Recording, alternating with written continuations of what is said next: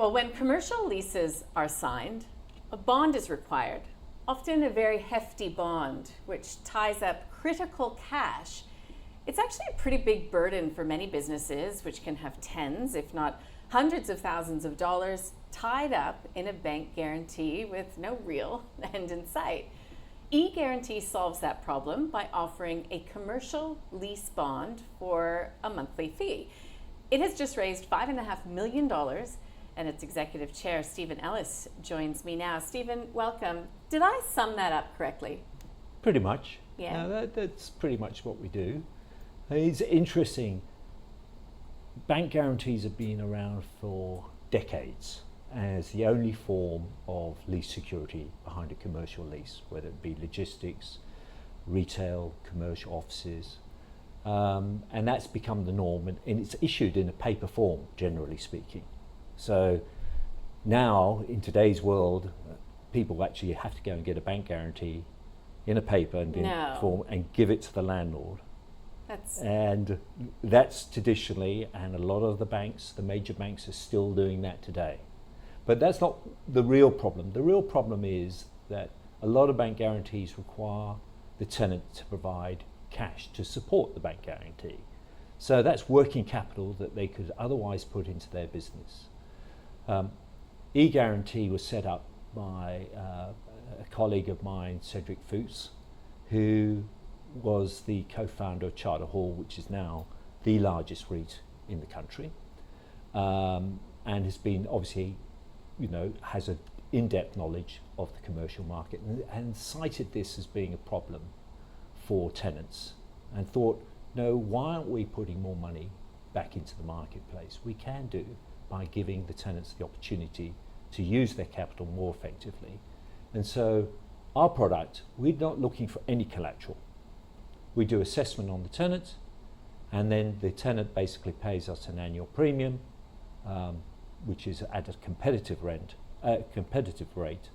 in the marketplace for the benefit of having a lease bond, which we then issue to the landlord as a totally separate agreement, which is cashable on demand, just like a bank guarantee.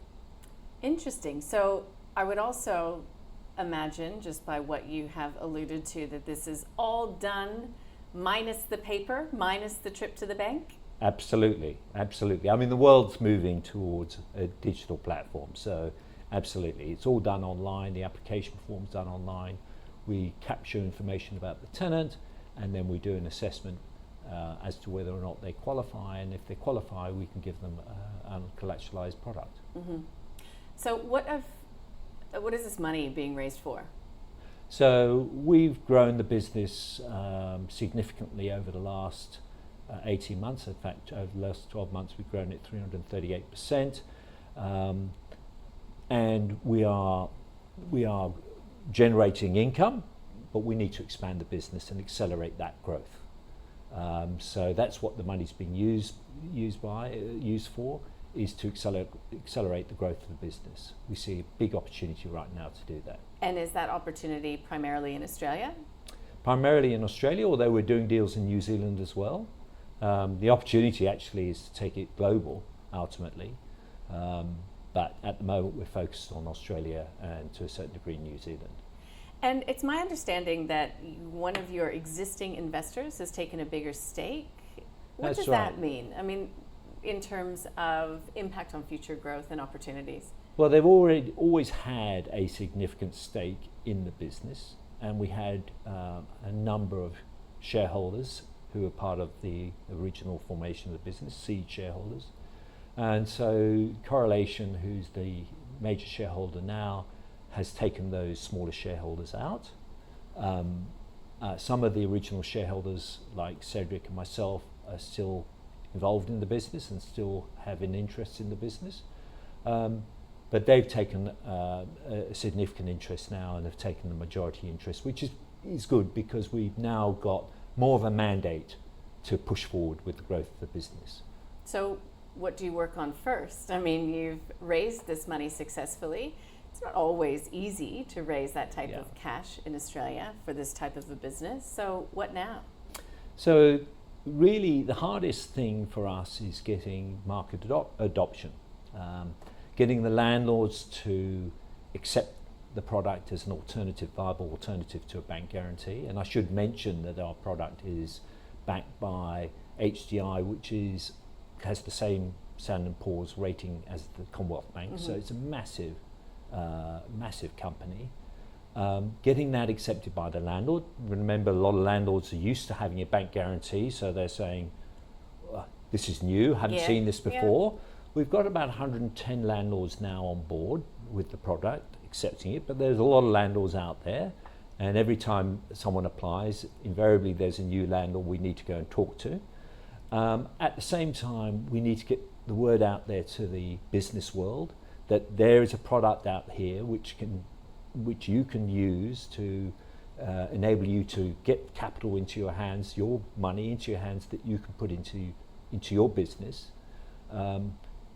There's a lot of lazy capital supporting bank guarantees, as I mentioned previously, which could be otherwise used in their business. In the business, in the economy, absolutely, it's a bit of a waste. So just another thought, because we're having a bit of a reckoning in listed markets right now. They're calling it the software apocalypse. Is AI going to, destroy business models across the board? How have you incorporated AI into eGuarantee?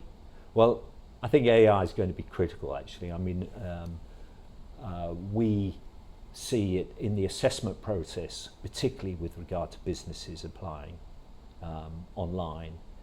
At the moment, a lot of it's done manually. Yes, we gather the information, but then it has to be assessed. A lot of it's done on judgment.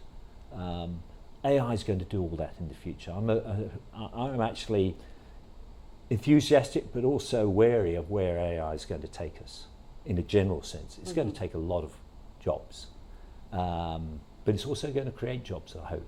Well, it'll create potential efficiencies at eGuarantee, wouldn't you think? It will, and that's critical. Okay, so you're keeping abreast of that, no doubt? So a certain amount of that money has to go into technology and developing the platform to make it more efficient, more user-friendly. That's going to be a critical part. So probably where we're going to spend that money, technology, marketing, and sales. Got it. So we often talk runways when it comes to technology, prop tech, which is what eGuarantee, I guess, falls under the classification of. So how long is this runway that you've just got yourself?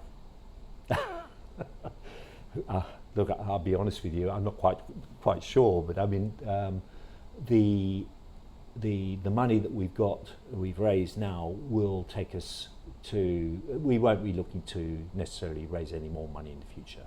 And that's certainly the plan anyway. Yeah, any ambition to become a listed company?